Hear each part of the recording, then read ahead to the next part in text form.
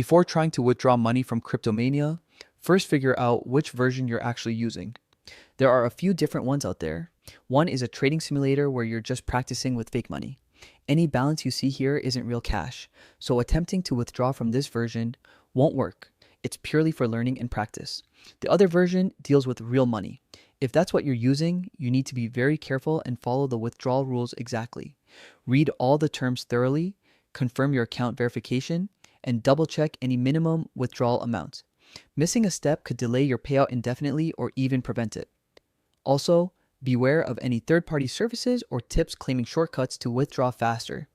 Many of these are scams and can compromise your account.